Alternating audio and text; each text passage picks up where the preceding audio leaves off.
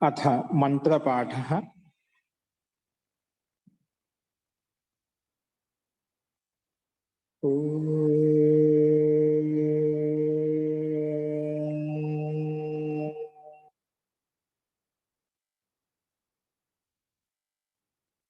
सहना भवतु सहनौ भुनक्तु सह वीर्यं करवावहै तेजस्विनावधीतमस्तु मा विद्विषावहै।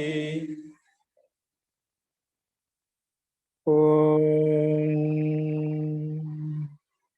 शांति शांति शांति।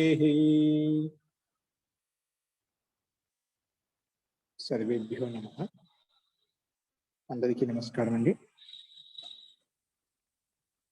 మనము ప్రారంభిక రచనానువాద కోముదిలో 28వ అభ్యాసం పూర్తి చేసుకున్న తర్వాత 29 కూడా మనం మొదలు పెట్టుకున్నామండి. నా శబ్దకోశంను అంత రాసుకున్నట్టున్నారు. నిన్న నాకు నెట్వర్క్ ప్రాబ్లం ఉండటం వల్ల అనుకోకుండా ఆగిపోవాల్సి వచ్చింది. ఫస్ట్ ఈరోజు మళ్ళీ ఒకసారి నేను చెప్తాను మీకు ఎలా ఏ విధంగా అని చెప్పి మీకు అవగాహన వచ్చేస్తుంది. సో నా శబ్దకోశం రాసుకొని ఉంటారు మీరు. అభ్యాసం 29 యొక్క సందేహాలు ఉన్నాయా? చూడండి, అభ్యాసం 29 మీకు కనిపిస్తుంది. ఫస్ట్ ప్రకృతి మనుషరామ. సో అభ్యాసం 29లో నేను ఎక్స్ప్లెయిన్ చేసుకుంటూ వెళ్తాను. తర్వాత మీరు గ్రూపులు పెట్టాం కాబట్టి మీరు రాసుకోవచ్చు, ఇబ్బంది లేదు. రాసుకుని ఉండాలి అంత చాలా మంది. ఒకసారి మళ్ళీ చెప్తున్నాను, ఎక్స్ప్లెయిన్ చేస్తాను. శబ్దకోశంలో ఇవి లాస్ట్ 29 అభ్యాసం. ఇప్పటి వరకు 520, ఇక్కడ 20 కలుపుకుంటే 540 శబ్దాలు చెప్పుకున్నాం మనము. సో శబ్దాలు ఏమి ఇవ్వబడ్డాయంటే ముందుగా పాచకః. పాచకః అంటే వంటవాడు. ఇక్కడ కొన్ని మనం ఖాద్య పదార్థాలు, మనం తినబోయేటువంటి వంట పదార్థాలు ఏవైతే ఉన్నాయో దానికి సంబంధించినవి ఖాద్య పదార్థాల నుంచి ఇవ్వబడ్డాయి. ఫస్ట్ సో పాచకః వంటవాడు, సూపః పప్పు, కించిత్ సూపం దదాతు అంటుంటామని, సూపః పప్పు, శాకః శాకము కూరలు, శాకః అంటే శాకం అంటే కూరలు, రోటిక రొట్టెలు. ఇక చూడండి పాచకః సూపః శాకః, ఈ 3 శబ్దాలు పుల్లింగ శబ్దాలు, రామ శబ్దానికి సమానంగా నడుస్తాయి. నెక్స్ట్ రోటిక వచ్చే స్త్రీలింగ శబ్దం, రమా శబ్దానికి సమానంగా వస్తుంది. రోటిక అంటే రొట్టెలు, రొట్టె బహువచనం రోటికాహ అంటాం అనమాట. అలాగే శర్కర అంటే చక్కెర, పంచదార, ఇది దీర్ఘ ఆకారం ఉంది. రోటికాలు ఏ విధంగా దీర్ఘ ఉందో అలాగే శర్కరాలు కూడా దీర్ఘ ఉందన్నమాట. శర్కర చక్కెర. నెక్స్ట్ వచ్చి లప్సిక. లప్సిక అంటే మనం మజ్జిగ అని చెప్పాను, మజ్జిగ కాదండి, హల్వా. హల్వా ఇవ్వబడింది. హల్వా అంటే ఎలా చేస్తారండి? గోధుమ నూకతో చేస్తారు. గోధుమ నూక కానీ శనగపిండి కానీ, శనగపిండితో కూడా చేస్తూ ఉంటుంది, హల్వా చేస్తూ ఉంటాము. గోధుమ నూక ఏంటండి పదార్థం హల్వా అంటారండి. ఏంటండి? తీపి పదార్థము. తీపి పదార్థం అంటే దానికి కూడా మనం కేసరి చేస్తూ ఉంటాం మన ఆంధ్రాలో. అక్కడ హల్వా అంటే వేరే విధంగా ప్రసిద్ధము. ఇక్కడ కేసరి కింద మనం చేస్తూ ఉంటాం ఎక్కువగా హల్వాను. అస్తు. తో లప్సిక కాదు, ఇక్కడ లప్సిక అంటే హల్వా అని రాసుకోండి. నెక్స్ట్ వచ్చి తక్రం అంటారా గురుదేవా? మజ్జిగ తక్రం అంటామండి. ఓకేనా? అస్తు. నెక్స్ట్ వచ్చేసి ఇక్కడ ఇది లప్సిక, శర్కర, రోటిక, ఇది 3 ఏ శబ్దాలు? ఇవి స్త్రీలింగ శబ్దాలు, రమా శబ్దానికి సమానంగా నడుస్తాయి. అస్తు.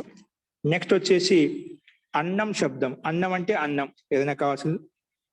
పాయసం పాయసము, మిష్టాన్నం మిష్టాన్నం మధుర పదార్థం. ఇక్కడ మీరు చెప్పినట్టుగా అన్నం కాదు భక్తం అని ఉందండి. ఏంటండి? అక్కడ అన్నం కాదు భక్తం అని ఉంది. భక్తం అంటేనే మనం వండిన పదార్థం అన్నం అండి. ధన్యవాదాలు.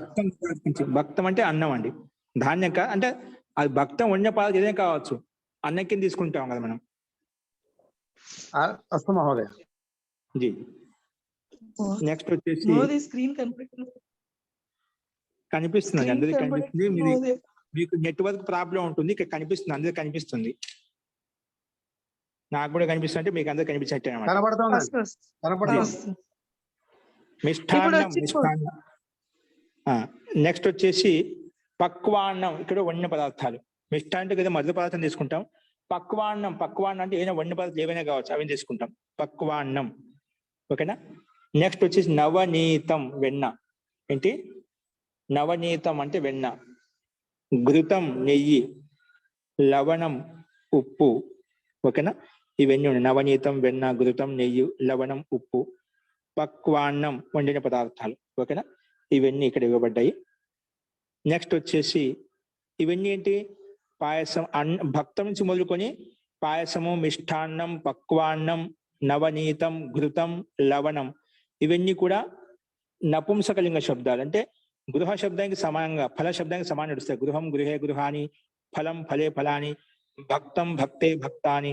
పాయసం, పాయసే, పాయసాని. అలాగా సో నపుంసకలింగంలో ఉంటాయి. అస్తు. నెక్స్ట్ వాసర. వాసన దినం. వాసరం అంటే రవివార, రవివాసర, సోమవాసర అంటాం కదా, అంటే రోజు, దినము. దాన్ని వాసర కింద చెప్తామంట. అలాగే శతం అంటే 100, సహస్రం, ఇవన్నీ విశేషణ కింద ఉపయోగపడతాయి. అందుకే ఘా ఇచ్చారు ఇక్కడ. ఘాలు క్రియా విశేషణ పదాలు, విశేషణ పదాల కింద చెప్పుకున్నామండి మనం. శబ్దకోశంలో క, ఖ, గ, ఘ 4 ఉన్నాయి. కకారంలో సర్వనామ శబ్దాలు ఉంటాయి, ఏదో శబ్దాలు ఉంటాయి. ఒత్తుక్కాలో ధాతువులు ఉంటాయి. ఇక ధాతువులు లేవు కాబట్టి ఇవ్వలేదు. గాలో అవయ పదాలు ఉంటాయి, అవయ పదాలు కూడా లేదు కాబట్టి ఇవ్వలేదు. డైరెక్ట్ ఘా ఇచ్చారన్నమాట. ఏమున్నాయి? విశేషణ శబ్దాలు, క్రియా విశేషణ శబ్దాలు కానీ విశేషణ శబ్దాలు కానీ ఉంటాయి. మహోదయ, వాసరః శబ్దము పుంలింగ శబ్దమా మహోదయ? వాసర పుల్లింగ శబ్దం అండి. వాసర పుల్లింగ శబ్దం. నెక్స్ట్ శతం, ఇవి నపుంసకలింగంలో ఉన్నాయి. శతం, సహస్రం, లక్షం. శతం అంటే 100, సహస్రం 1000, లక్షం లక్ష. కోటి, ఇది స్త్రీలింగ శబ్దం. కోటి అంటే కోటి. ఇది మతి శబ్దానికి సమానం నడుస్తుంది. కోటి మతి శబ్దానికి సమానంగా. నెక్స్ట్ అధికం అంటే అధికము. న్యూనం అంటే తక్కువ. న్యూనం, అల్పం అన్న తక్కువ. న్యూనం ఎక్కడ వచ్చారు? న్యూనం అంటే తక్కువ అని చెప్పి. సో ఈ రకంగా ఈ శబ్దకోశాలు నిన్న రాసుకున్నారు. ఇవి నెక్స్ట్ చూడండి. ఈ శబ్దకోశం 20 శబ్దాలు ఇవి చెప్పుకున్నాం మనం.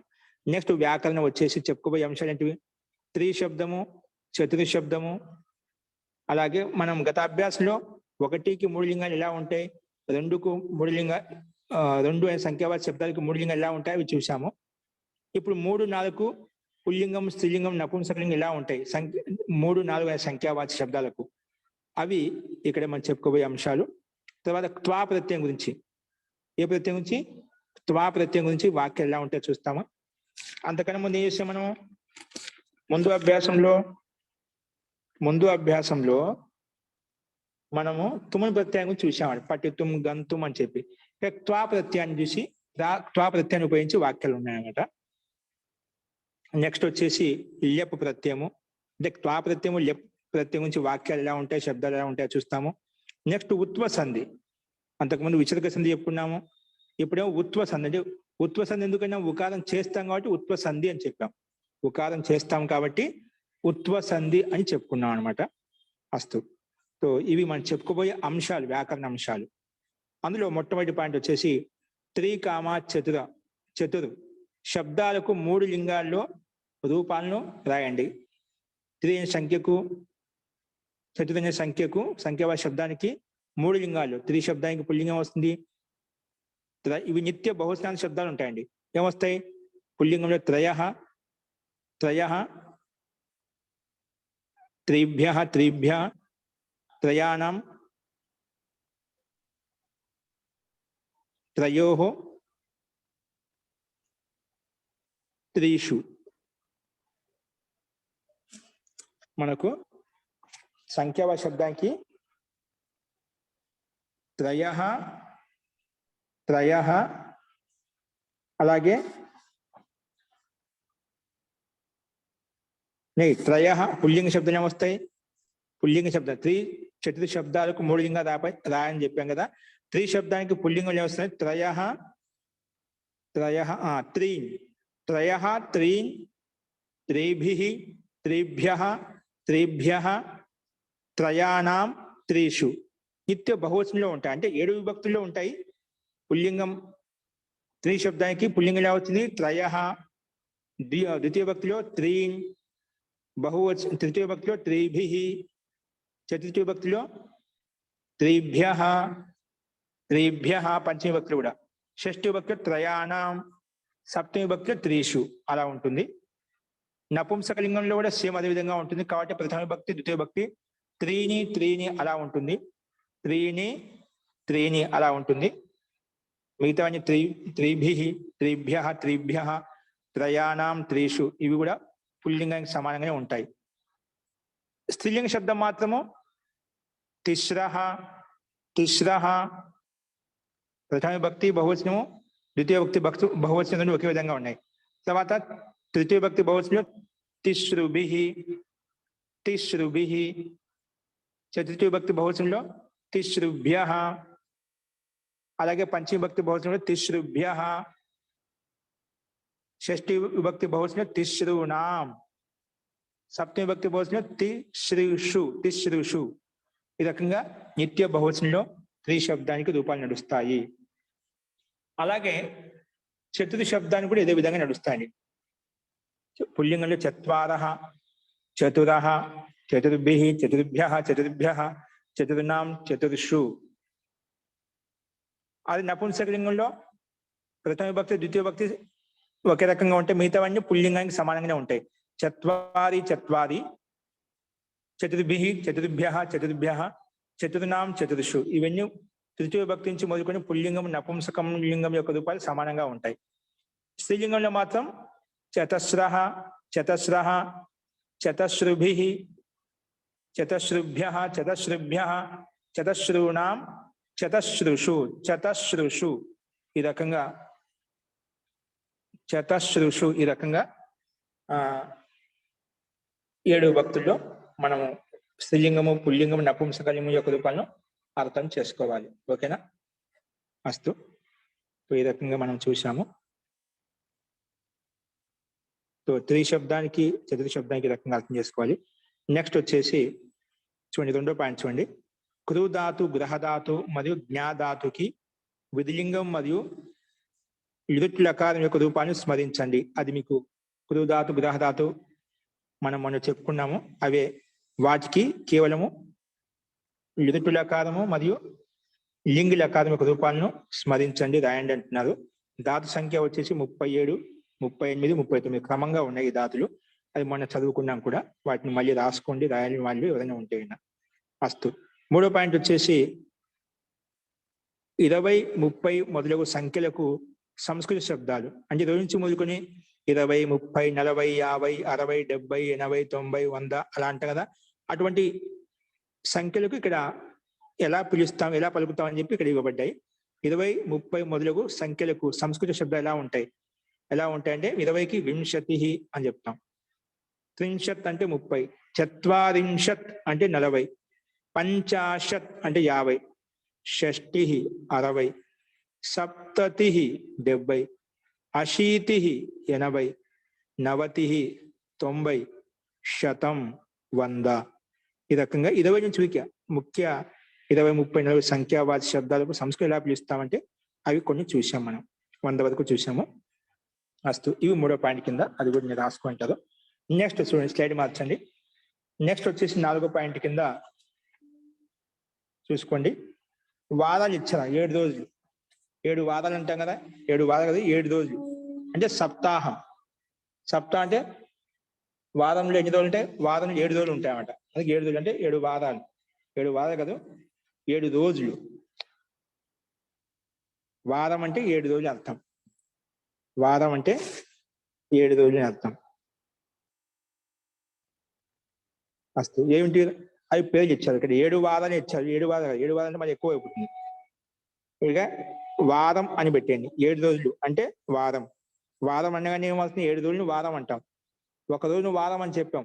వారం అనగానే 7 రోజులు అర్థం వస్తుంది అన్నమాట. కాబట్టి 7 వారాలు కాదు, వారం అనే శబ్దం పెట్టుకోండి ఇక్కడ. అస్తు. సో వారం అంటే 7 రోజులు. ఏంటి? రవివార, సోమవార, మంగళవార, బుధవార, బృహస్పతివార, శుక్రవార అన్నిట్లో వార శబ్దం ఉంటుంది. ఇలా కలుపుకోవాలి. శనివార, రవివార, ఇవన్నీ వారాల పేరు దినవాచక శబ్దాల గురించి మనం చెప్పుకున్నాము 4వ పాయింట్ కింద. ఫస్ట్ ఈ రకంగా 4 పాయింట్లు ఎలా ఏమిటి చూసుకోవాలన్నా అవి మనం చెప్పుకున్నాము. ఇప్పుడు నియమం, ముఖ్యంగా 72 నియమం. 72 నియమం ఏంటంటే సజుసో రుహు, సజుసో రుహు. ఇది సూత్రం మనకు. దీని ఏమంటాం? ఉత్వ సంధి అంటాం. ఏమంటాం అండి? ఉత్వ సంధి అంటాం. ముందు రు వచ్చింది, తర్వాత రుత్వ సంధి. అక్కడ ఏమేమి ఉత్వ సంధి అని పెట్టాము. ఆ రూకి తర్వాత ఊ వస్తుంది కాబట్టి ఉత్వ సంధి చెప్పారు. కానీ మామూలుగా ఈ సూత్రం ఏమంటుంది? ఈ సూత్రం ఏమంటుందంటే చూడండి, సజుసో రుహు. ఇది సూత్రం అండి. సజుసో రుహు. ఇది ఏమంటుందంటే శబ్దంలో ఉండే అంతిమ సకారానికి, ఏ సకారానికి అండి? శబ్దంలో ఉండే అంతిమ సకారానికి రు వస్తుంది. ఏమొస్తుంది? శబ్దంలో ఉండే అంతిమ సకారానికి రు వస్తుంది. దీనికి అనుబంధ లోపం చేస్తే రా మిగులుతుంది. ఏం మిగులుతుంది? రా మిగులుతుంది. ఇంకా ప్రథమ విభక్తి ఏకవచనంలో ఈ రకారానికి విసర్గం కూడా వస్తుంది. సూత్రం ఏమంటుంది? సజుసోహు రుహు. ఇక్కడ సా ఉంది, సజుసహ పదం ఉంది. 2 పదాలు ఉన్నాయి. విడగొట్టుకుంటే సా ఒక పదము, సజుసహ ఒక పదం అండి. అట్లా ఏ శబ్దానికైతే అంతిమంలో సకారం ఉంటుందో ఆ సకారానికి ఏమొస్తుంది? రు వస్తుంది. సకార స్థానంలో రు వస్తుంది అన్నమాట. లేదా సజుష్ శబ్దంలో ఉండే సకారం, మూర్ధన్య సకారం ఏదైతే ఉందో దానికి రు వస్తుంది అన్నమాట. మనకు సజుష్ శబ్దానికి సంబంధించి ఉదాహరణ చాలా తక్కువగా ఉంటాయి, అందుకే వాటికి తీసుకోలేదు. ముఖ్యంగా ఏ సకారాంత పదం తీసుకునేవాడ, అంటే ఏ శబ్దానికైతే అంతిమంలో సకారం ఉంటే ఆ సకారానికి రు వస్తుంది, దానికి ఉదాహరణ మనం చూస్తున్నామట. అది ఇక్కడ చెప్పబడింది. పదాంత సకారస్య, లేదంటే శబ్దానికి అంతిమంలో ఉండే సకారానికి రు వస్తుంది. సజుసో రుహు.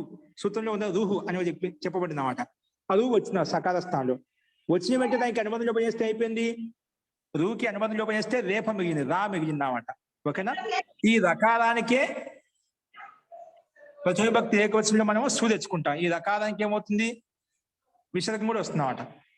ఈ రకారానికే విసర్గం వస్తుంది. అందుకే ఇంకా ప్రథమ విభక్తి ఏకవచనంలో ఈ రకారానికి ఏం చేస్తాం? విసర్గం కూడా వస్తుంది. ఆ రేప స్థానంలో విసర్గం పెట్టుకుంటాం. అందుకే రామ, లక్ష్మణ అలాగా రూపాలు వస్తాయన్నమాట రామ లక్ష్మణ శబ్దంలో. వస్తు. అదేవిధంగా ఉదాహరణ ఇచ్చారు. హరిహి ప్లస్ అవదత్. హరిహిలో అంతకు విసర్గం ఎలా వచ్చింది చెప్పాము?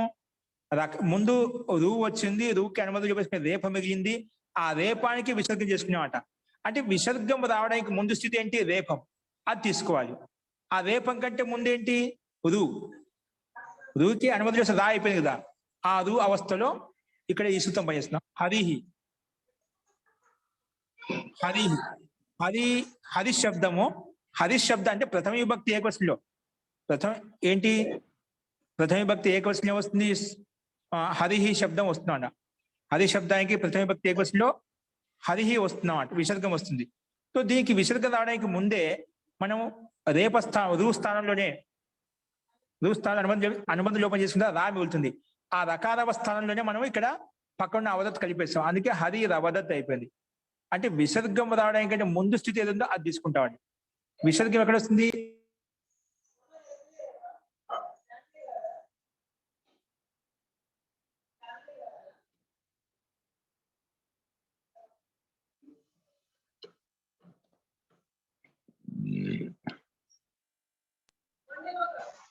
ఇక్కడ హరి రవదత్ అయిపోయి, అంటే విసర్గం ఎలా వచ్చింది? రేపానికి విసర్గం వచ్చిందని చెప్పాం. ఆ విసర్గం కంటే ముందు అక్షరం ఏంటి? రేపం. ఆ రేపం హలంతం కాబట్టి పక్కన అవదత్తులో ఉండే ఆకారం కలిసిపోయింది అన్నమాట. అందుకే హరి రవదత్ అయిపోయింది. ఓకేనా? ముందుగా హరిష్ శబ్దము. హరిష్ శబ్దానికి మన ప్రతిసూత్రం వచ్చేసి పదానికి హరిష్ అనే శబ్దానికి అంతిమ సకారం ఉంది కదా, దానికి రు చేశాము. రు చేసిగా అనుబంధ లోపం చేశాము. అనుబంధ లోపం రా వచ్చింది, హరి అయిపోయింది. ఆ పక్కన అవదత్తుగా ఆ కలిపితే హరి రవదత్ అయిపోయింది అన్నమాట. అలాగే గురుహు అస్తి. విసర్గం కంటే ముందు గురు శబ్దము. ఆ సకారానికే మన ప్రకృతి సూత్రం ప్రకారంగా విసర్గం వచ్చింది, రూ వచ్చింది, సస దిశ రూ ప్రకారంగా పదాల సకారం గురుస్ శబ్దం. గురుస్ అనే శబ్దానికి అంతలో సకారం ఉంది. ఆ సకారానికి రూ వచ్చింది. ఆ రూకి అనుమతి లోపం చేసుకుంటే రేప మిగిలింది. ఆ రేపాన్ని ఇక్కడ కలిపేశాం. గురు రస్తి, గురు రస్తి అయిపోయింది. అలాగే వధూహు ప్లస్ ఏష, వధూహు ప్లస్ ఏష. ఇక్కడ వధూ శబ్దం అని ఇక్కడ ఈ సకారం కూడా ఇక్కడ రూ వస్తుంది. రూ స్థానంలో అనుబంధ లోపం చేసుకుని రేపం వస్తుంది. అప్పుడు వధూ రా హలంతం కదా, హలంతానికి పక్కన ఏ కలిపితే వధూరేష అయిపోయింది. వధూరేష. అలాగే గురోహు భాషణం. ఏ భాషణము? ఇక్కడ గురోస్ శబ్దం, గురోస్. సకారానికి మనము రూ చేసుకుంటాము. ఆ రూ స్థానంలోనే విసర్గం వస్తుంది, అందుకే గురోహ అయిపోయింది. సకారం వస్తుంది, రూ వస్తుంది. సకార స్థానంలో రూ వస్తుంది. ఆ రూకి అనుబంధంలో పోయిస్తే రేపం మిగులుతుందండి. ఇప్పుడు గురోరు అయిపోయింది, గురోరు భాషణం. అక్కడ రేపం అయిపోయింది, పక్కన భాషణం ఉంది కాబట్టి పక్కన అచ్చు ఉంటే కలిసిపోయింది. అచ్చు లేదు కాబట్టి పక్కన బకారం పైన వెళ్ళిపోయింది. ఎక్కడ వెళ్ళిపోయింది? భా పైన మనం పెట్టుకున్నాము. బకారం పైన మనము ఆ రేపాన్ని తీసుకెళ్ళామన్నమాట. బకారం పైన రేపని తీసుకొచ్చాం, అందుకే గురోరు భాషణం. రేపు ఎక్కడ వచ్చింది? గురోస్లో ఉండే సకారానికి రూ చేశాము, రూకి అనుమతి రా మిగిలింది. ఆ రకారమే గురోరు భాషణం పైన బకారం పైన రేపం వచ్చింది, అందుకే గురోరు భాషణం. అలాగా మనం తయారు చేసుకున్నామండి. ఇవి ఉదాహరణలు. అస్తు, ఇందులో ఒక సందేహం ఉందా? ఈ సంధి అందరికి అర్థమైందా? సార్ బుక్ లో కొంచెం ఇచ్చారు సార్. ఏమి ఇచ్చారు?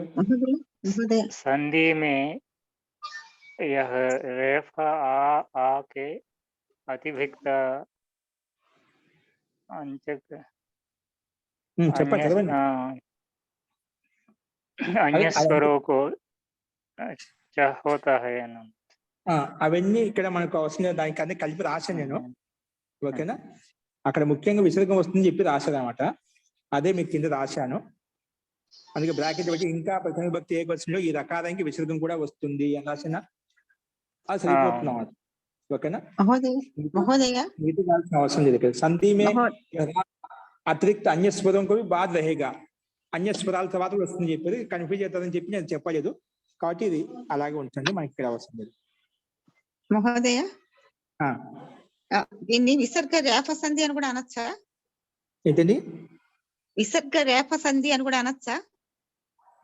విసర్గ రేప సంధి నాకు విసర్గం చేయగలను. సంస్కృత భారతి వాళ్ళ పుస్తకాల్లో అలాగే చెప్తున్నారు.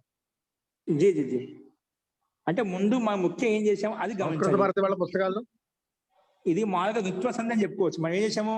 పదాంత సకాదు చేసాము, ఋత్వ సంధి చెప్పుకోవాలి మామూలుగా అయితే. మళ్ళీ ఆ రకారానికి మళ్ళీ అనుమతి వేసిన రేపు వస్తుందని విసర్గ సంధి విసర్గిస్తాను, విసర్గ సంధి చెప్తాను. అంటే అది వృత్త సంధి అని మీరు చెప్పారు, అక్కడ దాంట్లో విసర్గ సంధి అని ఉంది. అది ఏమైనా తేడా ఉందా? ఒకటేనా? కింద గో సూత్రం వస్తుంది, దీన్ని అంటి పెట్టుకుని గో సూత్రం ఉంది. ఇప్పుడు అతో దో తప్లుత తప్లుతే దాన్ని లక్ష్యం పెట్టుకొని చెప్పుకుంటాం. ఆ రేపానికి ఈ సూత్రం రూ చేస్తుందా, ఆ రూ స్థానంలో ఇక్కడ ఊ వస్తుందన్నమాట. అందుకే ఉత్వ సంధి అని చెప్పామట అది. ఓకేనా? దీన్ని దృష్టి పెట్టుకొని చెప్పామట. అక్కడ మామూలుగా మనకు రెండు వర్తిస్తాయి ఇక్కడ. ఓకేనా? అది రూ వరకు రూ చేస్తుంది అంతే. రూ చేసిన తర్వాత మిగతా కార్యక్రమం అంతా ఇప్పుడు 73 నియమం చెప్తుంది మనకు గురుగారు. అందుకే ఉత్వ సంధి పెట్టుకున్నాం. ఓకే, అదేంటో చూద్దాం. చూడండి, నియమం 73 వచ్చేసి ఏంటంటే అతో రోరప్లుతా దప్లుతే అతః రోహు. రోహ అంటే రూ స్థానం రో అయిపోతుంది. గురువుకి గురోహ ఎలా అవుతుందో రూ శబ్దానికి రూపం నడిపిస్తే రోహ అయిపోతున్నాడు. అతో రోరప్లుతాద్ అప్లుతే, అతో రోరప్లుతాదప్లుతే. ఇది మనకు సూత్రం అండి. ఇదేమంటుందంటే రెండు అకారాలకు మధ్యన ఏం చెప్పాను? రెండు అకారాలకి మధ్యన రూ ఉంటేనా ఆ రూకే అనుమతులు వేసి రా వస్తుందన్నమాట. ఆ రా ఉంటే గిన దానికి ఉకారం వస్తుంది. ఏమొస్తుంది? రెండు అకారాలకు మధ్యన రేఫం ఉంటే దానికి ఉకారం వస్తుంది. అతః అంటే అకారానికి పక్కన, రోహ్ రేఫానికి, అప్లుతాద్ అంటే ప్లుతం కానటువంటి అకారమే పక్కన ఉంటే అంటే అకారానికి పక్కన రేపం ఉండాలి, ఆ రేపానికి పక్కన కూడా అకారమే ఉండాలి అంట. ఏముండాలి? అకారమే ఉండాలి. అప్పుడు ఆ మధ్యలో ఉండే రేపానికి ఈ సూత్రం చేస్తుంది, ఉకారం చేస్తుంది. అందుకే ఉత్వ సంధి అని చెప్పాం. ఏం చెప్పాము? రేపానికి ఉకారం చేస్తుంది, ఉత్వ సంధి అని చెప్పి చెప్పుకున్నామంట. ఇది దీని యొక్క తాత్పర్యం. ఓకేనా? ఇప్పుడు మీరు చూడండి, చూస్తే తెలుస్తుంది. శబ్దానికి అంతిమంలో ఏం చెప్పాను? ఏదైనా శబ్దం కావాల్సింది, శబ్దానికి అంతిమంలో ఉండే అకారం తర్వాత ఏ శబ్దం? రామ, లక్ష్మణ, కృష్ణ, దేవదత్త, ఇవన్నీ శబ్దాలు అన్నమాట. శబ్దానికి ఏముంది అంతిమంలో? శబ్దానికి అంతిమంలో ఉండే అకారం తర్వాత, శబ్దానికి అంతిమంలో ఉండే అకారము తరువాత రకారం ఉంటే ఏమిటి? రేపు హలంతం అండి. రకారం ఉంటే తర్వాత కూడా ప్రక్క పదంలో మొదటి అక్షరం, తర్వాత కూడా ఏముండాలి? ప్రక్క పదంలో మొదటి అక్షరం అకారం ఉంటే అప్పుడు మధ్యలో ఉండే రకార స్థానంలో ఉకారం వస్తుంది. మధ్యలో ఉండే అకార స్థానంలో ఏమొస్తుంది? మధ్యలో ఉండే రేప స్థానం, రకార స్థానంలో ఉకారం వస్తుంది. అంటే రామ విసర్గం చెప్పారా? విసర్గం అంటే ఇక్కడ విసర్గం రావడానికి ముందు స్థితి ఏంటి? రేపం అనమాట. విసర్గం రావడానికి ముందు స్థితి ఏంటి? రేపం. ఆ రేప అవస్థలోనే ఇక్కడ మనకు ఊ అయిపోతున్నాడు. విసర్గం రాకముందుకే రేపం రేపానికే మనం విసర్గం చేసుకున్నాము. ఆ విసర్గం రావడానికి ముందు స్థితి రేపం ఉన్నప్పుడే ఈ సూత్రం ప్రకారంగా ఉత్పం అయిపోతుంది. ఎప్పుడవుతుంది అంటే ఏం చెప్పాను? రామ ప్లస్ అస్తి. రామ, మాలో ఏముంది? ఆ ఉంది. మాలో ఏముంది? మకారంలో అకారం ఉంది. పక్కన అస్థిలో రెండో పదం మొదటి అక్షరం ఆ ఉంది. అంటే రెండు అకారం. రామ శబ్దం అనుకున్నామండి. రామ శబ్దానికే మన పై సూత్రం ప్రకారం శస వస్తుంది. ముందు మా రామ శబ్దము, ఆ రామ శబ్దానికి ఏమైపోయింది? రామ శబ్దంలో ఉండే సకారంకే రూ చేసామంట. రూకి అనుమతి చూపేస్తే రేపం వచ్చింది, రా వచ్చిందన్నమాట. ఇప్పుడు రామ రా అస్థి, రామ రా అస్థి. ఇప్పుడు రామలో ఉండే అకారము, మాలో ఉండే అకారము, అస్థిలో ఉండే అకారం, రెండు అకారాలకు మధ్యలో రేపం ఉందా? ఇప్పుడు అటువంటి రెండు అకారాలకు మధ్యన అంటే పూర్వపదంలో ఉండేటువంటి అంతిమక్షరం ఏదైతే ఉంది దాంట్లో ఉండే అకారం కానీ, ఉత్తర పదంలో ఉండే మొదటి అక్షరం అకారం కానీ పక్క పక్కన ఉంటే అప్పుడు మధ్యలో ఉండే రేపానికి ఏమవుతుంది? మధ్యలో ఉండే రేపానికే ఉకారం వస్తుంది, ఊ వస్తుంది. ఉత్వ సంధి చెప్పాం. తర్వాత ఏముండాలి? ఉకారం వస్తుంది. తర్వాత ఉకారం వచ్చిన తర్వాత ఏమవుతుంది? తర్వాత ఆ ప్లస్ ఊ వచ్చిందన్నమాట. ఎప్పుడైతే రేపస్థానంలో ఊ వచ్చిందో దానికంటే ముందే ఉంది ఆ ఉంది. కాబట్టి ఆ ఊ కలిసి ఏమవుతుంది? అది ఇచ్చాడు బ్రాకెట్ లో. ఆ ప్లస్ ఊ, ఆ ప్లస్ ఊ ప్లస్ ఆ అంటే ఇప్పుడు మనకేంది? రామస్ ప్లస్ అస్థి అని చెప్పాము. రామస్సులో సకారంకే రూ చేసాము, రూకి రేపం వచ్చింది. అప్పుడు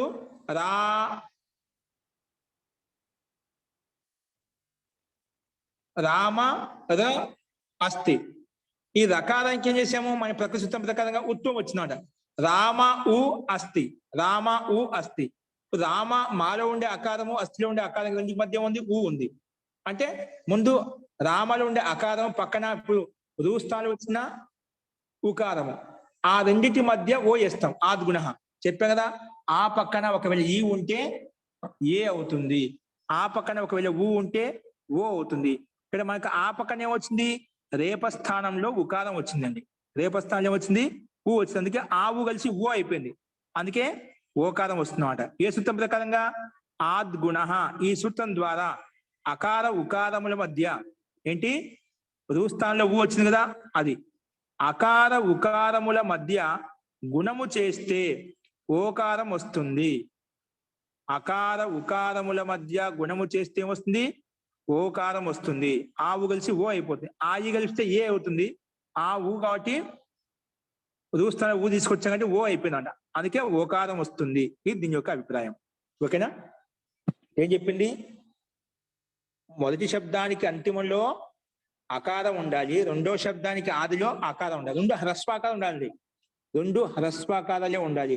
అప్పుడు మధ్యలో ఉన్నటువంటి రేపానికి రెండు హ్రస్వ అకారములకు మధ్యన రేపం ఉంటేనా ఆ రేపానికి ఉకారం వస్తుంది.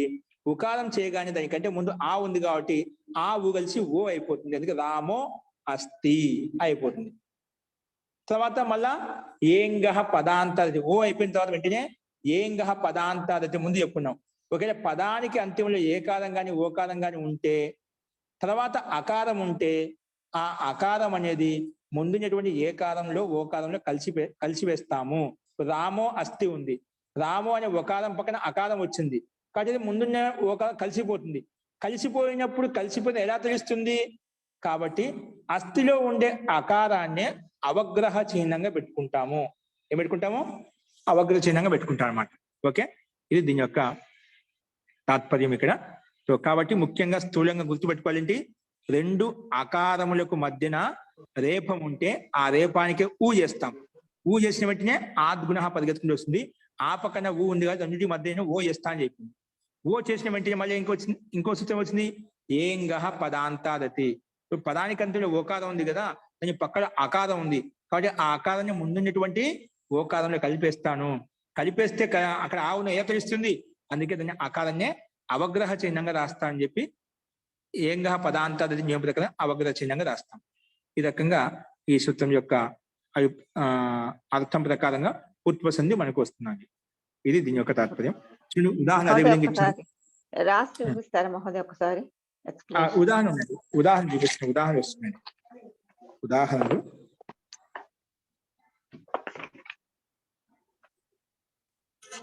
మీకు ఉదాహరణ నీటికి ఇచ్చాను.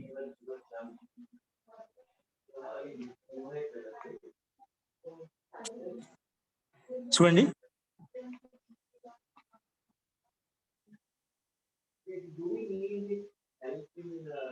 కనిపిస్తుందండి?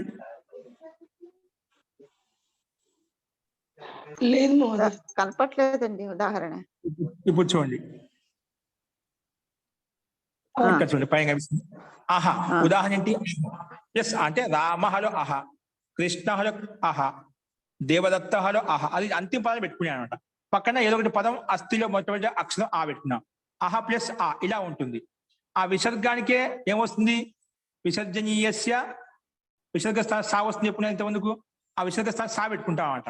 ఓకేనా? అంటే ఆ సకాలం నుంచి విసర్గం వచ్చిందండి, అందుకే మూల స్థితిలోకి వచ్చామట. ముందేంటి విసర్గం రావడానికి ముందు ఎలా వచ్చింది? ముందు సా వచ్చింది, ఆ సకారానికి రూ చేసుకున్నాము. సస ప్రకారంగా ఆ రూకి అనుమతి లోపం చేశాము. అనుమతి లోపం రేపమైంది, ఆ రేపానికి విసర్గం చేశామట. ఆ విసర్గం రావడానికి మనము అందుకే ఆ స పక్కన ఆ సకారానికి మనం ఈ విధులు చెప్పిన సూత్రం ప్రకారం సస ప్రకారంగా పదానికి సా అంతిమంలో సకారానికి ఏమవుతుంది? రువు వస్తుంది. అందుకే దాని పక్క రువు పెట్టిన శాస్త్రం పెట్టుకుని రువు వచ్చింది. ఆ ఎలా ఉంది అలాగే ఉంది. మళ్ళీ రూకి అనుమతి లోపం చేస్తే ఏమవుతుంది? రేపం వెళ్తుంది. అందుకే ఆ రా హలంత వచ్చింది, ఊ వెళ్ళిపోయింది. పక్కన ఆ ఎలా ఉంది అలాగే ఉంది. ఇప్పుడు ఈ స్థితిలో ఆ రా ఆ ఇప్పుడు రెండు అకారములకు మధ్య రేపం ఉందా? అతో రోద ప్లుత దప్లుత ఏముంటుంది?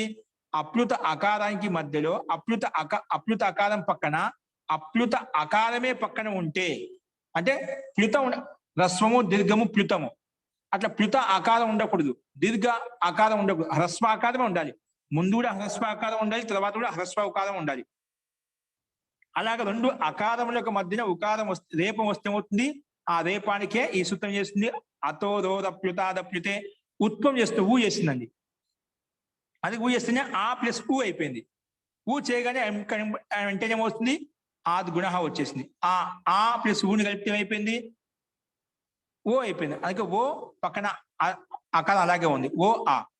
ఇప్పుడు ఓ ఆనే ఇక్కడ మళ్ళీ ఎంగహ పదాంతాదతి అనే సూత్రం వచ్చేసి మళ్ళీ ఆదుగుణ తర్వాత ఏంగహ పదాంతాదతి అనే సూత్రం వచ్చి పదానికి అంతిమంలో ఒకారం ఉంటే దాని పక్కన అకారం ఉంటే ఏమవుతుంది? ఆకారము ముందున్న ఓకారాన్ని కలిసిపోతుంది. కలిసిపోయిందని ఎలా తెలుస్తుంది మనకు? దాన్ని అవగ్రహ చిహ్నంగా పెట్టుకుంటాం. అందుకే ఓ అయిపోయింది. చూడండి, ఓ ప్లస్ ఆ ఓ అవగ్రహాన్ని ఆకారాన్ని అవగ్రహ చిహ్నంగా అట్లా రాస్తాం అన్నమాట.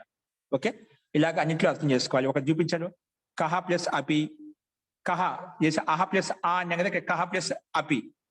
సో విసర్గం రావడానికి ముందు స్థితి ఏంటి? స, అందుకే కస్ అపి. ఈ స్థితిలో సాకే ససజు సోదు పైన చెప్పిన నియమం ప్రకారంగా పదానికి కస్ అనే పదానికి అంతే సా ఉంది, దానికి రూ చేసుకున్నాం, దానికి అనుమతి లోపం చేసుకున్నాము. అపి ఎలా ఉందా కంటిన్యూ అలాగే వస్తూ ఉంటుంది. ఆ రూకి అనుమతి లోపం చేసుకుంటే రా వచ్చింది, కా రా అపి. మళ్ళీ అదే పానికే మన ప్రకృతి సూత్రం ప్రకారం రెండు కాలో ఉండే అకారము అపిలో ఉండే అకారం, రెండు అకారములకు మధ్య రేపం ఉంది కదా, రేపం ఉంది కాబట్టి ఆ రేపానికి ఊ వచ్చిందన్నమాట. ఊ వచ్చింది కాబట్టి కా ఉ అపి. ఇప్పుడు కాలో ఉండే అకారము ఊలో ఊ ఈ రెండు మధ్య గుణసం చేస్తే కో అయిపోయింది, కో అపి. ఇక్కడ కూడా ఏంగ పదాంతది ప్రకారంగా పదానికి అంతే ఓ ఉంటేనా అది ఏమవుతుంది, పక్కన పదానికి అంతే ఓ ఉండాలి, పక్కన అకారం ఉంటే ఆ అకారం కూడా ముందున్నటువంటి ఓకారం కలిసిపోతుంది. కలిసిపోయిందని తెలుసుకోవడం కోసం ఏం చేస్తాము, అవగ్ర చిహ్నాన్ని ఉపయోగించుకుంటామట. అందుకే కోపి అయిపోయింది, కో అపి. ఇది అకారాన్ని అవగ్ర చిహ్నంగా రాస్తాం. రాసిన తర్వాత పి పకారంలో ఉండి కదా దాన్ని లోపల తీసుకుంటాం అన్నప్పుడు, అంటే మొత్తం అవగ్ర చిహ్నం పైకి తీసుకుంటాం, దాన్ని తీసుకుంటాం అలా రాస్తాం. ఇది రాసిన కోపి రాసిన కింద అలాగే రాస్తప్పుడు. ఓకే, ఇలాగే అన్ని కూడా ఇదే విధంగా రాసుకోవాలి.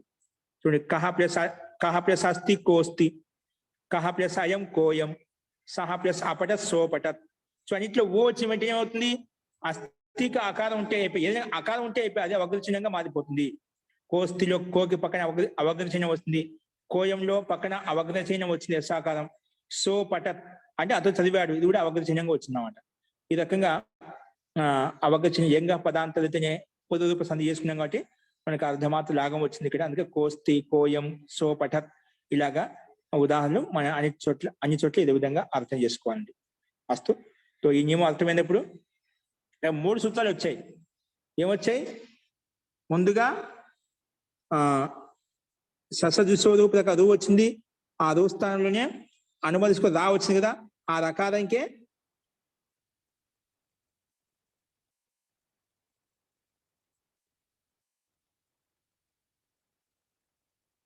మన ప్రకృతి సూత్రం వచ్చేసి ఆ రకారానికే ఊ చేసింది, ఊ చేసిన వెంటనే ఆద్ గుణ వచ్చేసి ఓ చేసింది, ఓ చేసిన వెంటనే మళ్ళీ ఏంగ పదాంతాదతి అనే సూత్రం వచ్చేసి అవగ్ర చిహ్నం చేసింది. ఆ పక్క ఉన్న ఆకారాన్ని అవగ్ర చిహ్నం చేసింది. అందుకే కోపి కోస్తి కోయం సోపఠత్ అనే రూపాలు మనకు సిద్ధించాయి.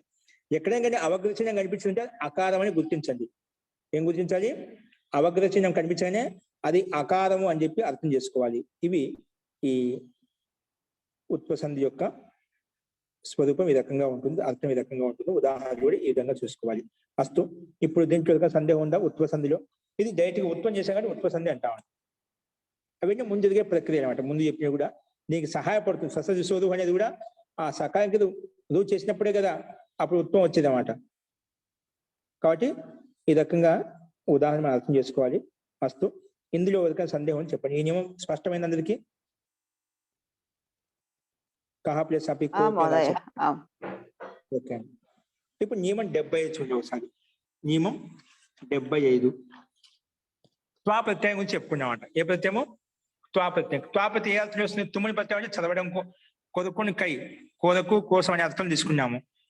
త్వా ప్రత్యయం ఏ అర్థంలో వస్తుందంటే చేసి, వెళ్ళి, తిని, ఆడి, నమస్కరించి, రాసి, కూర్చొని ఇలాంటి అర్థాలు ఏవైతే ఉన్నాయి, ఇలాంటి అర్థాలు చెప్పడం కోసం వస్తుంది త్వా ప్రత్యయం వస్తుంది. అందుకే చూడండి నియమం 75 చేసి, వెళ్ళి, విని ఇలాంటి అర్థాన్ని చెప్పడంలో త్వా ప్రత్యయం వస్తుంది. ఇలాంటి అర్థాన్ని చెప్పడంలో ఏమొస్తుంది, త్వా ప్రత్యయం వస్తుంది. ఈ ప్రత్యయానికి అంటే త్వా ప్రత్యయానికి అనుమతి లోపం చేస్తే ఏమవుతుంది, త్వా మిగులుతుంది. కా వెళ్ళిపోయి ఓన్లీ త్వా మిగిలింది. ఈ ప్రత్యయం వచ్చినప్పుడు శబ్దం ఏమవుతుంది, త్వా ప్రత్యయం రాగానే వెంటనే ఆ మొత్తం అవ్యయంగా మారిపోతుంది. త్వా ప్రత్యయం రాగానే త్వా తోసున్ కసున అనే సూత్రం ప్రకారంగా, అష్టాధ్యాయ సూత్రం ప్రకారంగా ఆ త్వా ప్రత్యయం అవ్యయంగా మారిపోతుంది అన్నమాట. అందుకే మొత్తం శబ్దం కూడా అవ్యయంగా మారిపోతుంది. అవ్యయంగా మారిపోగానే ఏమవుతుంది, కాబట్టి అలాగే ఉండిపోతుంది. అంటే దానికి విభక్తి కానీ లింగం కానీ వచనంగా ఉండదు. అవ్యయం అని చెప్పగానే దానికి విభక్తి లింగ వచనంలో ఉండవు అనమాట. కాబట్టి ఈ రకంగా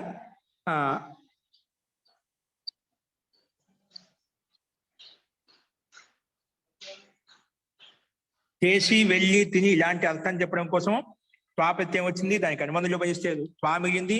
ఈ త్వా ప్రత్యయం వచ్చినప్పుడు ఆ శబ్దమే అవ్యయంగా మారిపోతుంది. ఇలాంటి అర్థాన్ని చెప్పడం ధాతువు చేత త్వా ప్రత్యయం వస్తుంది రాసుకోవచ్చు. ఇంకా స్పష్టత కోసము చేసి, వెళ్ళి, తిని, విని ఇలాంటి అర్థాన్ని చెప్పడంలో ధాతువు చేత త్వా ప్రత్యయం వస్తుంది. ధాతువు పక్కన త్వా ప్రత్యయం వస్తుంది. అది యాడ్ చేస్తే ఇంకా బాగుంటుంది. ధాతువు చేత త్వా ప్రత్యయం వస్తుంది. ఈ ప్రత్యయానికి అనుబంధం లోపం చేస్తే ఏమవుతుంది? త్వా మిగులుతుంది. ఈ ప్రత్యయం వచ్చినప్పుడు ఏమవుతుంది? శబ్దం కూడా అవ్యయంగా మారిపోతుంది. ఏమవుతుంది? అవ్యయంగా మారిపోతుంది. ఓకేనా అని ఇక్కడ చెప్పబడింది. కాబట్టి ఇది కూడా శబ్దం అవ్యయంగా మారిపోయింది మనకు. అందుకే రూపాలు నడువు అన్నమాట. రూపాలు నడువు కాబట్టి మామూలుగా ఎలా ఉన్నాయి అలాగే త్వా ప్రత్యయంతో యుక్తమై ఉంటాయి అన్నమాట. చూడండి ఎలా ఉంటాయి ఈ త్వా ప్రత్యయం వచ్చిన రూపాలు ఎలా ఉంటాయి ఇక్కడ చెప్పబడింది. చూడండి మొట్టమొదటి ధాతు వచ్చేసి క్రు ధాతు. ఏ ధాతు? క్రు ధాతు. స్క్రీన్ కనపడట్లేదు మహోదయ. స్క్రీన్ రావట్లేదు మహోదయ. క్రు ధాతు చూడండి. క్రు ధాతుకి ఏమొస్తుంది? కృత్వా. ఏమొస్తుంది? కృత్వా అలా వస్తుంది అన్నమాట. క్రు ధాతుకి కృత్వా అని రూపం వస్తుంది అన్నమాట. అలాగే క్రు ధాతు పక్కనే వచ్చిన వెంటనే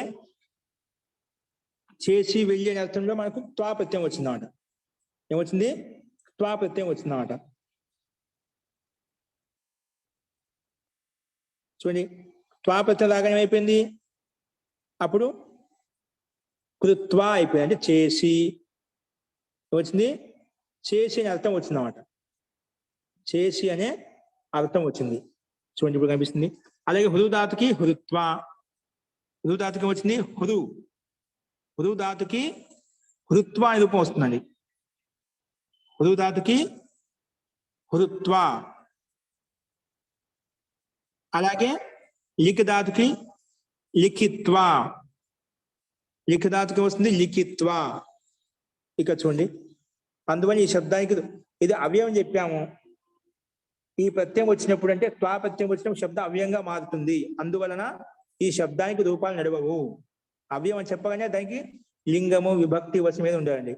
ఉదాహరణ చూడండి క్రు ధాతుకి కృత్వా చేసి, క్రు ధాతుకు త్వా ప్రత్యయం కలిపాను కృత్వా హరించి.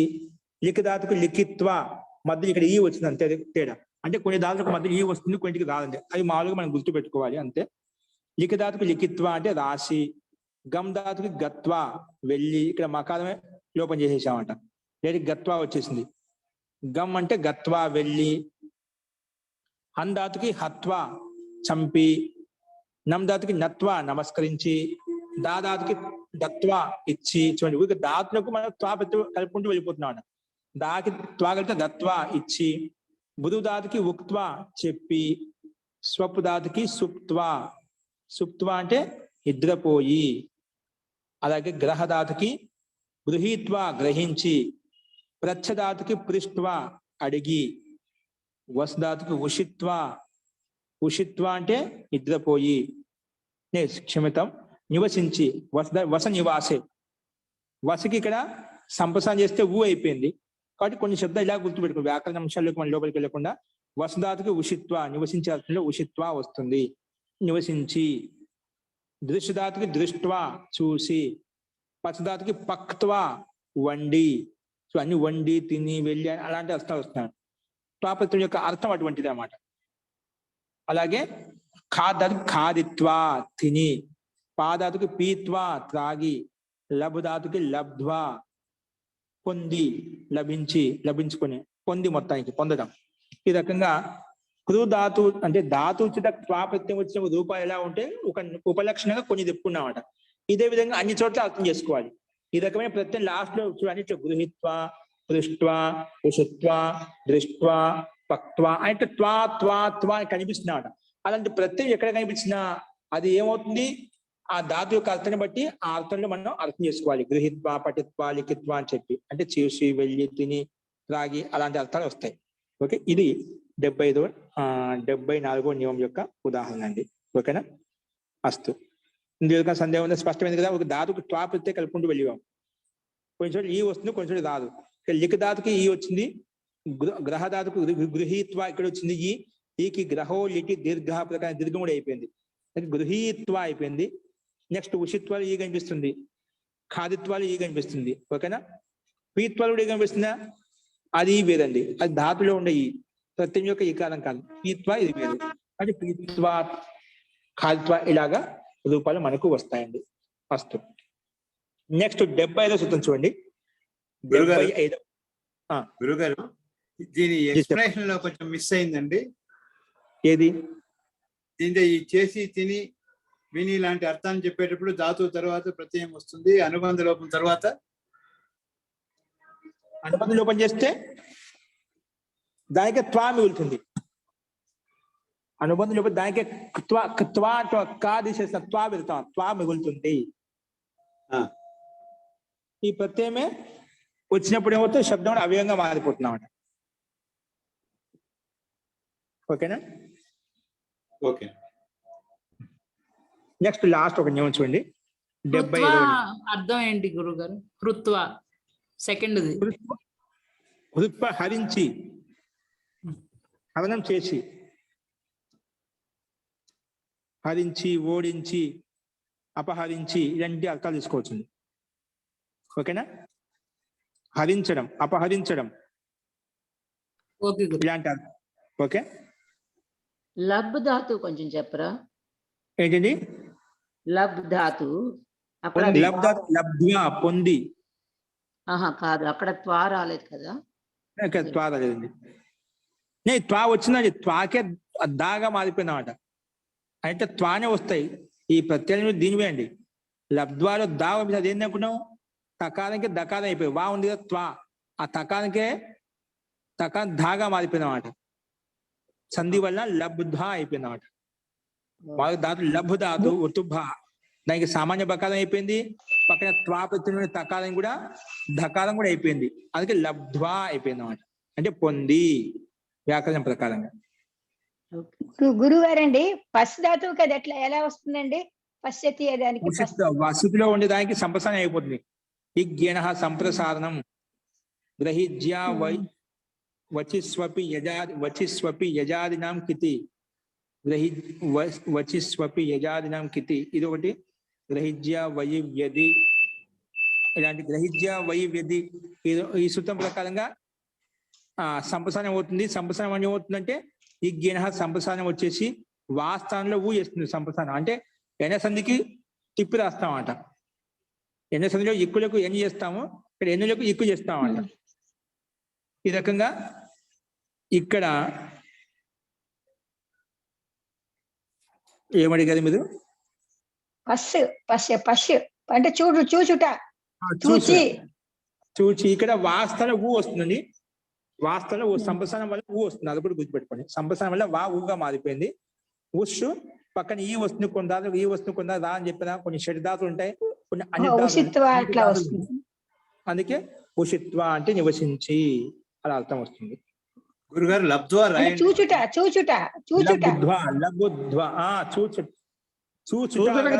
అండి. చూసి అంతే, మన ముందుకెళ్ళలేదు. చూసి అంతే, అక్కడ ఆగిపోయింది. గురుగారు లబ్ధ్వా రాయండి. లబ్ధ్వా అంటే పొంది అండి. రాయండి, నాకు అది ఫిక్స్ కావటం లేదు రైటింగ్ లో. లబ్ధ్వా ఇది చూడండి, లబ్ ద్వా. ఓకే చిన్న ద్వా ఇలా రాసాం అంటే ఓహో ఓకే. ఓకేనా? లేంటిను అంత ఇబ్బందిగా అంటే ఇక్కడ రాసుకోవచ్చు. లబ్ ధ వా అనంతం పెట్టుకోవచ్చు. సగం దాని ఇబ్బంది ఉంటుంది. లబ్ ద్వా. ఓకేనా?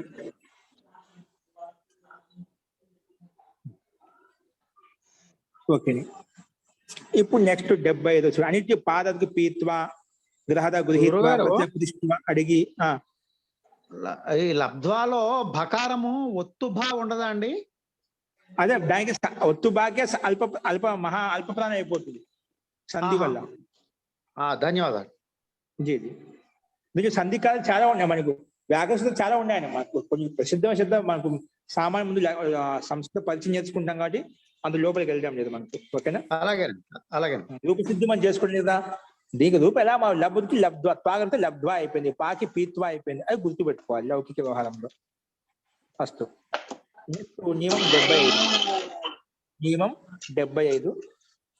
నియమం 75లో ఏదైనా ఒకటి గుర్తుపెట్టుకోండి, కేవలం ఒకసారి వినండి. ఇక్కడ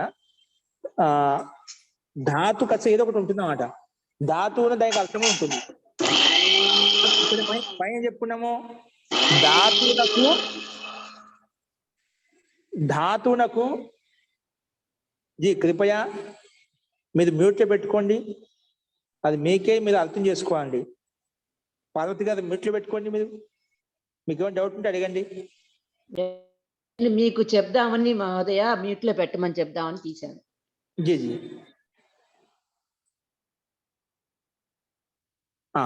ఇక్కడ చూడండి, ఈ 75వ నియమం ఏమంటుందంటే, పైది చెప్పింది ధాతుకు పక్కన త్వా వస్తుంది చెప్పాము. ఇదేమంటుంది, ఒక ధాతునకు ముందు ఏదైనా ఉపసర్గం ఉంటే ఏం చెప్తుంది, పై నియమం 74వ నియమం చెప్పుకున్నాము, ధాతునకు పక్కన త్వా ప్రత్యయం వస్తే వెళ్ళి చూసే అర్థం, అంటే వెళ్ళి చూసే అర్థం వస్తుంది అన్నమాట. వెళ్ళి చూచి తిని తాగి అనే అర్థంలో త్వా ప్రత్యయం వచ్చింది, బాగానే ఉంది. ఎట్లా వచ్చింది, ధాతు పక్కనే వచ్చింది. కానీ ఈ సూత్రం 75వ నియమం ఏం చెప్తుందంటే, ఒకవేళ ఆ ధాతునకు ముందు ఉపసర్గం ఉంటే, ఒకవేళ ఆ ధాతునకు ముందు ఉపసర్గం ఉంటే దాని పక్కన ఉండే త్వా ఏదైతుందో అది లెప్పుగా మారిపోతుంది. ధాతు పక్కన త్వా రావడం ఖాయం. కానీ ఎక్కడైతే ధాతునకు ముందు ఉపసర్గం కూడా ఉందో, అంటే ప్రా పరా నిస్ నిర్ దుస్ దుర్ ఇటువంటి ఉపసర్గాలు ఏ ఉన్నా కూడా ధాతునకు ముందు, అప్పుడేమవుతుంది, ఆ త్వా అనేది లెప్పుగా మారిపోతుంది. దాని స్థానం త్వా తీసేసి దాని స్థానం మొత్తం లెప్ అని పెట్టుకుంటామట. అది దీని యొక్క అర్థం. అది దీని 75వ నియమం యొక్క తాత్పర్యం. చూడండి, అదే విధంగా ఇచ్చారు. ఏదైనా ఉపసర్గం అంటే ఏంటి ఉపసర్గాలు, ప్రా నిర్ సం వి ఆంగ్ ఇవన్నీ నిస్ నిర్ దుస్ దూర్ ఇవన్నీ రాసుకోవాలి. జస్ట్ ఉపలక్షణం కొంచెం చెప్పాం. ప్రా నిర్ సం సం వి ఇత్యాది ఏదైనా ఉపసర్గం అంటే ప్రా నిర్ సం వి ఇత్యాది ఏవైనా కావచ్చు. ధాతునకు ముందు ఉంటే ఎక్కడ ఉండాలంటవి, ధాతుకు ముందు ప్రా గాని నిర్ గాని సమ్ గాని వి గాని ఆంగ ఏదో ఒకటి ధాతునకు ముందు ఉంటే అప్పుడు ఏమవుతుంది, త్వా స్థానంలో లెప్పు వస్తుంది. ఏమొస్తుంది, ఆ పక్కన త్వా ఉంది కదా, ఆ త్వా లెప్పు వస్తుంది. దాని స్థానంలో త్వా దిశ లెప్పు పెట్టుకుంటామట. అంటే ధాతునకు ముందు ఉపసర్గం ఉంటే ఆ త్వా అనేది లెప్పు త్వా స్థానంలో లెప్పు పెట్టుకుంటాం. ధాతునకు ముందు ఉపసర్గం చేయకండి, త్వా అలాగే ఉంటుంది, త్వా ప్రత్యయం అలాగే ఉంటుంది. వాటి లెప్పుకి అనుమతి లోపం చేస్తే ఏం మిగులుతుంది, యా మిగులుతుంది. మళ్ళా ఆ లెప్పుకి అనుమతి లోపం చేస్తే యా మిగులుతుంది అన్నమాట. అందుకే రూపాయలు ఎలా వస్తాయి ఇప్పుడు. ఇక చూడండి, ఏదైనా ఉపసర్గం అంటే ప్రా నిర్ సం వి ఇత్యాది ధాతునకు ముందు ఉంటే అప్పుడు త్వా స్థానంలో లెప్పు వస్తుంది. ఈ లెప్పు ప్రత్యయానికి అనుబంధం లోపం చేస్తే ఏమిగులుతుంది, యా మిగులుతుందన్నమాట. అంటే లెప్పులో పా వెళ్ళిపోతుంది, ముందున్న లా వెళ్ళిపోతుంది, యా మిగులుతుందన్నమాట. ఓకే, ఇది ఎక్కడైతే ధాతులకు ముందు ఉపసర్గం ఉంటేనే అప్పుడు మాత్రం, ఉపసర్గం లేకపోతే త్వా అలాగే ఉంటుంది, దాన్ని మార్చం. ఉపసర్గం ఉంటే లెప్పు వస్తుంది, లెప్పు అనుమతి లోపిస్తే యా మిగులుతుందన్నమాట. ఆ యా వచ్చిన రూపాయలు ఎలా ఉంటాయి, కింద ఇచ్చాడు. ఆ ప్లస్ ఆంగ్ ఉపసర్గము దాదాతు, మామూలు ధాతు ఏంటి దాదాతు పక్క త్వా తెచ్చుకున్నాం. కానీ ఆ దాదాతులకు ముందు ఉపసర్గం ఉంటే, ఉపసర్గం ఏవైనా కానీ ఇక్కడ ఆ అనేది ఉపసర్గం అండి, ఉపసర్గం కాబట్టి వెంటనే అయిపోయింది, త్వా స్థానంలో లెప్పు వచ్చిందన్నమాట. లెప్పు దాగానే అనుబంధం లోపం చేస్తాం, ఏమొస్తుంది, యా వస్తుంది అన్నమాట. అందుకే డైరెక్ట్ అదే రాసిన ఆదాయ త్వా స్థానం లెప్పు వస్తుంది. లెప్పు అంటే అనుబంధం లోపం చేస్తే యా మిగులుతుందన్నమాట. అనుబంధం లోపం చేస్తే యా మిగులుతుంది, అది ఇక్కడ చూపించాం. ఆ ప్లస్ దా ప్లస్ త్వా ఆదాయ అంటే త్వా స్థానం యా వచ్చింది, అంటే లెప్పు ప్రత్యయం యొక్క యకారం అనుబంధం లోపం చేస్తే. ఆదాయ తీసుకుని ఏంటండి అంటే అర్థం ఏంటండి, ఆదాయ అంటే తీసుకొని పక్కన బ్రాకెట్ ఉంది, తీసుకొని అంటే దీని లట్లకార రూపం ఎలా ఉంటుందండి, దీని లట్లకార రూపం ఎట్లా ఉంటుంది, దదాతి ధన్యవాదాలు. ఓకేనా. నెక్స్ట్ నెక్స్ట్ వి క్రీధాతు పక్క త్వా తీసుకొచ్చామండి. త్వా అనుమతులు వేసుకుంటే త్వా మిగులుతుంది.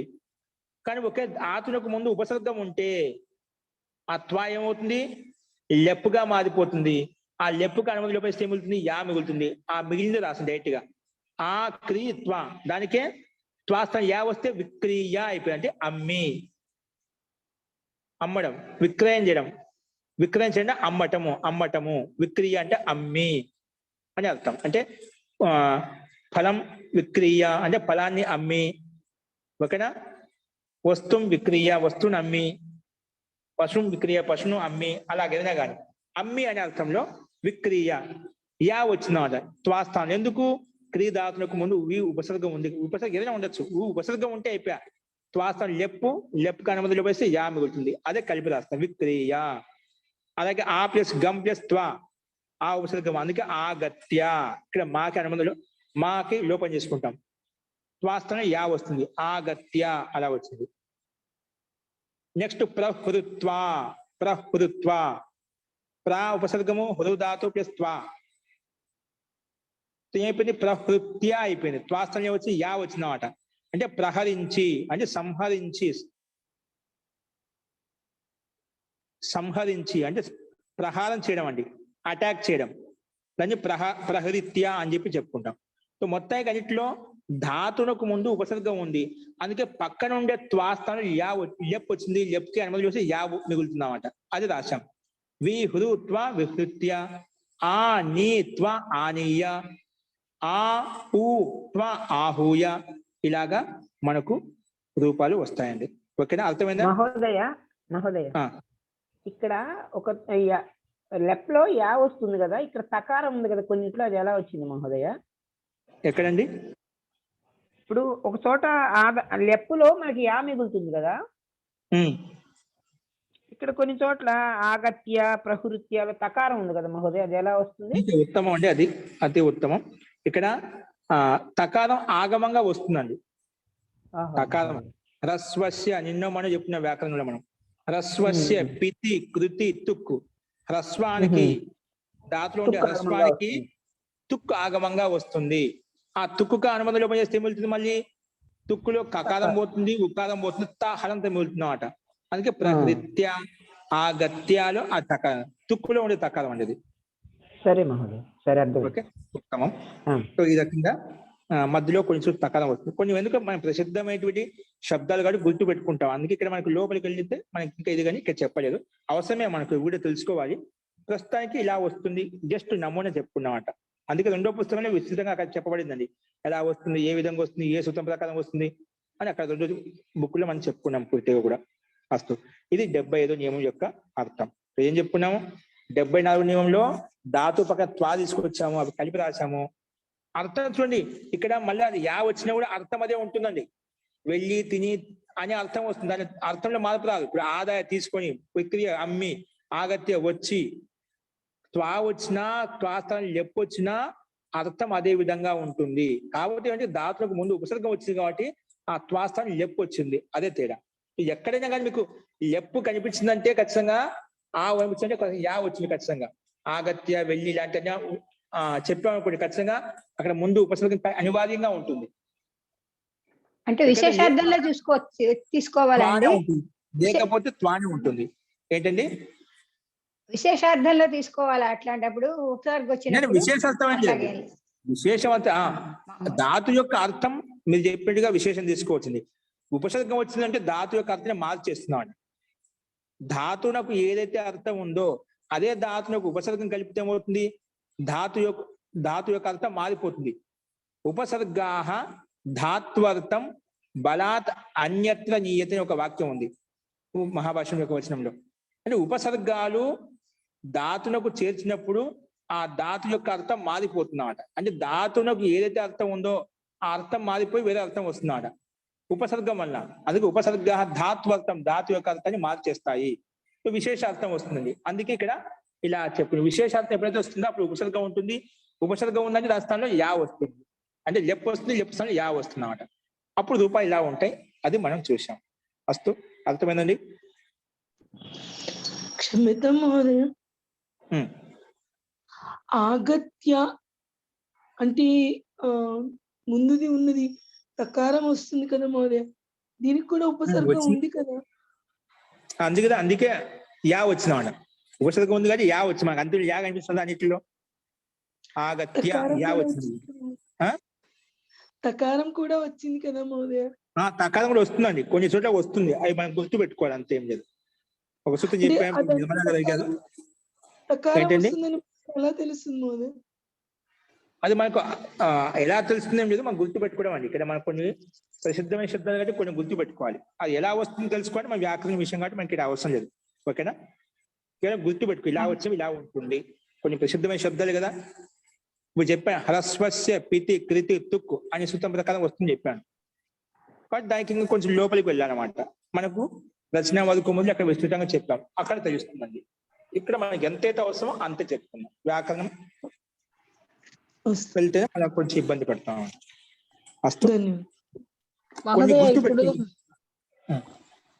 మహోదయ్, ఇప్పుడు మీరు ఉపసర్గ చేరితే అర్థం మారదు అంటూ ఒక సూత్రం చెప్పారు కదా, ఆ సూత్రం మళ్ళీ ఒకసారి చెప్పగలరా? గుర్తు పెట్టుకోండి, సూత్రం రాసుకోండి. ఉపసర్గాః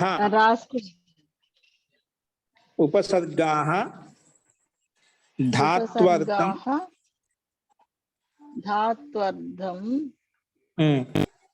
ఉపసర్గాః ధాత్వర్థం బలాత్ అన్యత్ర నీయతే.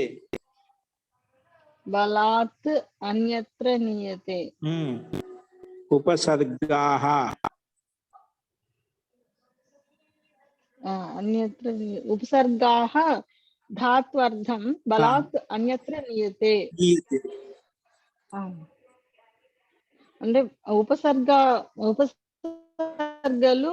ధాత్వర్థ బలాత్, ధాత్వర్థ ధాతు యొక్క అర్థాన్ని ఉపసర్గాలు తెలుగు రాసిన ఉపసర్గాలు ధాతు యొక్క అర్థాన్ని బలపూర్వకంగా వేరే అర్థంలోకి తీసుకెళ్తాయి, వేరే అర్థంలోకి మారుస్తాయి. ఉపసర్గాలు ధాతు యొక్క అర్థాన్ని బలపూర్వకంగా వేరే అర్థంలోకి మారుస్తాయి. అది రాసుకుంటారు. ఓకేనా? ధన్యవాదాలు మహోదయ. ఉపసర్గాః ధాత్వర్థం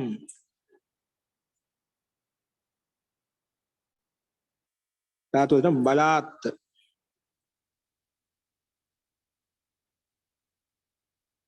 అన్యత్ర నీయతే. అలా దీని వాక్యం ఉంటుంది. అది మీకు మళ్ళీ గ్రూప్లో పెడతారు, దాన్ని రాసుకుంటారు. ఓకేనా? ఈ రకంగా మరి కాదు మహోదయ, ఉపసర్గ చేరటాన ఒక్కొక్కసారి అర్థం మారదు అంటారు కదా, ఏంటండి? ఉపసర్గ చేరటాన ఒక్కొక్కసారి అర్థం మారదు, అదే అర్థాన్ని ఇస్తాయి అని చెప్పి అలా కూడా ఉంది. ఒక్కోసారి అలా కూడా వస్తుంది. కొన్ని చోట్ల, అన్ని చోట్ల అనివార్యంగా రావాలని చూడడం లేదు, దాదాపుగా మారుస్తాయండి. దాదాపుగా అర్థం విశేషంగా వస్తుందన్నమాట. ఓకేనా? ధన్యవాదాలు. ఓకే అండి. మహోదయ, అది అసతోమ సద్గమయ అనే దగ్గర ఈ అకారం వస్తుంది కదా, అది ఎలా అక్కడ ఆ గమయ అనేది అది కూడా లెప్పండి. అసతోమ గమయ, అక్కడ అది గమయ అనేది ఏంటి? అది లకారం, నియంత ప్రయోగం. లకారం వచ్చింది అనమాట. లోట్ లకారం మధ్యమ సేకొచ్చినండి. ఓకే, ధన్యవాదాలు. గమయ తీసుకెళ్ళు. ధన్యవాదాలు. సంస్కృత వాక్యాలకు తెలుగు వాక్యాలు అనువదించని చెప్పాను. అది మీరు రాసుకొని ఉంటారు, అందరికీ అర్థమవుతుంది. కాబట్టి ఇది గ్రూప్ లో పెట్టారు, మీకు సాధ్యమైనందుకు అర్థమవుతుంది అందరికీ. సంస్కృత వాక్య తెలుగులో, తెలుగు వాక్య సంస్కృతం రాసుకోండి. ఒకవేళ కాని పక్షులు అర్థం కాని వాక్యం ఏంటో అదే మనం చర్చించుకుందాం. ఓకేనా? రేపు అంతిమ అభ్యాసం కూడా 30వ అభ్యాసం రేపు కంప్లీట్ చేసుకుందాం. ఓకేనా? తెలుగు వాక్యాలు మీ గ్రూప్ లో పెట్టి ఉన్నారు. ఓకేనా? సంస్కృత వాక్య తెలుగులో అనువదించండి. అక్కడేమో సంస్కృత వాక్యం సహ పఠిత్వా గృహం గచ్చతి, దానికి తెలుగులో అనువాదం అతడు చదివి ఇంటికి వచ్చాడు, అతడు చదివి ఇంటికి వెళ్ళాడు. సహా స్నాత్వా పఠిత్వా లిఖిత్వా భోజనం ఖాదిత్వా జలం పీత్వా చ విద్యాలయం గచ్చతి, అంటే అతడు స్నానం చేసి ఇంటికి వెళ్ళి, స్నానం చేసి, పఠిత్వా చదివి, లిఖిత్వా రాసి, భోజనం ఖాదిత్వా భోజనం తిని, జలం చ పీత్వా ఇంకా నీరు త్రాగి, విద్యాలయం గచ్చతి విద్యాలయమునకు వెళ్ళుతున్నాడు. ఇలా చెప్పాను. నెక్స్ట్ సహ ధనం ఆదాయ, ఇక్కడ ఆదాయ యా వచ్చింది, ఉపసర్గం ఉంది కాబట్టి ముందు. సహ ధనం ఆదాయ ఫలాని విక్రీయ శత్రుం ప్రహృత్య గృహం ఆగత్యాచ తిష్టతి అంటే అతడు ధనం ఆదాయ తీసుకొని ఫలాని విక్రియ పండ్లను కొని శత్రువును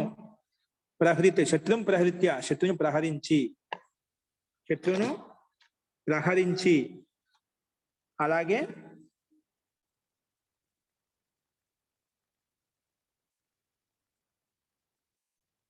శత్రువును ప్రహరించి నెక్స్ట్ వాక్యం ఉంది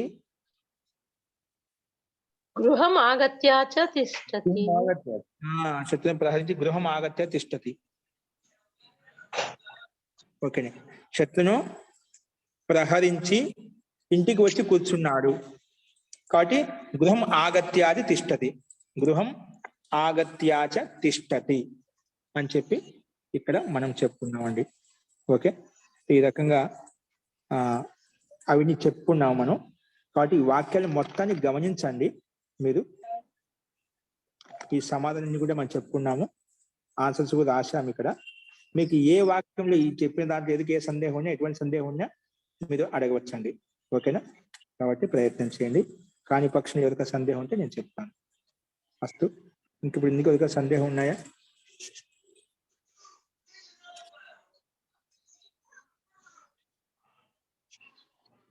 ఓకే అండి, అస్తు. ముఖ్యమైన సందేహాలతో మరి చూద్దాము. వాటి 30 అభ్యాసం రేపు మొదలు పెట్టుకున్నాం. వీటికి ఆన్సర్ యొక్క సందేహాలు అంటే చూడండి, రేపు చెప్పుకున్నాం. లేదంటే 30 అభ్యాసం రేపు మనం పూర్తి చేసుకున్నాం. అస్తు, 30 అభ్యాసం కూడా మీకు పంపిస్తుందండి. మీరైతే 30 అభ్యాసం రేపు రాసుకోండి. 30 అభ్యాసం కూడా రేపు రాసుకొని వచ్చేయండి మీరు కూడా. ఓకే, రెండు ప్రయత్నం చేయండి. ఎల్లుండి మనకు క్షమ్యత పాణినీయ శిక్షా శాస్త్రం మనకు, అది కూడా మీకు పీడిఎఫ్ గ్రూపులు పెడతా, తీసుకునండి. అది పాణినీయ శిక్షా శాస్త్రం మొదలు పెట్టుకుంటాం కాబట్టి ఆ రోజు అందరూ కూడా ఈవినింగ్ ఇదే టైంలో ఉంటుంది. కాబట్టి అప్పటికి అందరూ సంసిద్ధంగా ఉండండి. అక్కడ ఈ శిక్షా శాస్త్రం గురించి రాసినటువంటి ఒక గురువు గారు కూడా వస్తున్నారు ఆ రోజు సాయంత్రము. అంటే ఆయన ఒక పెద్ద వర్ణాలు ఎలా ఉచ్చరించబడతాయి, ఏ రకంగా కంఠాన్ని మనం దాన్ని ఉపయోగించుకుంటాము, నాభి ప్రదేశం నుంచి ఎలా వర్ణాలు ఉత్పన్నమవుతాయి అనే విషయాలను కూడా చక్కగా ఒక పెద్ద ఇంతవరకు యువత అనేటువంటి పుస్తకాన్ని విస్తృతంగా విపులంగా రాశారండి ఆయన. ఆ గురువు గారు ఇక్కడికి మనకు విచ్చేస్తున్నారు. వారు ఈ శిక్షా శాస్త్రం గురించి ఇంకా చాలా విషయాలు మనకు తెలియజేస్తారు. ఆయన తెలుగు పండితులే కాబట్టి, అంటే విద్వాంసులే, తెలుగు భాష వారికి వచ్చు కాబట్టి, ఇక్కడే మన ఆంధ్ర విద్వాంసులే కాబట్టి ఇబ్బంది లేదు. తెలుగులో మనకు వ్యాఖ్యానిస్తారు, అందరికీ బాగా అర్థమవుతుంది. కాబట్టి శిక్షా శాస్త్రం చెప్పేటప్పుడు మనందరం కూడా వారు చెప్పిన విషయాలను బాగా గ్రహిద్దామండి. గురు పూర్ణిమ రోజు 6 గంటల నుంచి 7 గంటల జరిగేటువంటి ఈ క్లాస్ లో ఆచార్య ఉదయంజీ వస్తున్నారండి. ఆచార్య ఉదయం గారు కాబట్టి ఆ రోజు మనం చూద్దామండి. ఓకేనా, అసలు ఉదయం మనకు యథావిధిగా న్యాయదర్శనం ఉంటుంది. ఆ రోజు చాలా మంది విద్వాంసులు వస్తున్నారు.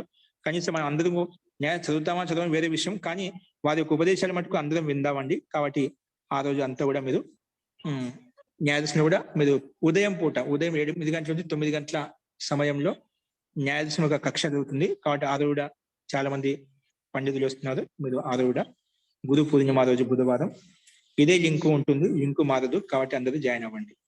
వస్తూ ఓకే అండి. ధన్యవాదాలు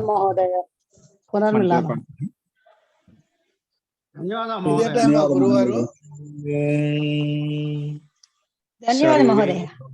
సుఖినః సర్వే సంతు నిరామయాః, సర్వే భద్రాని పశ్యంతు, మా కశ్చిద్ దుఃఖభాగ్ భవేత్. ఓం శాంతి శాంతి శాంతి. సర్వేభ్యో నమః. అందరికీ నమస్కారం అండి. నమస్తే మహోదయ. నమస్తే మహోదయ.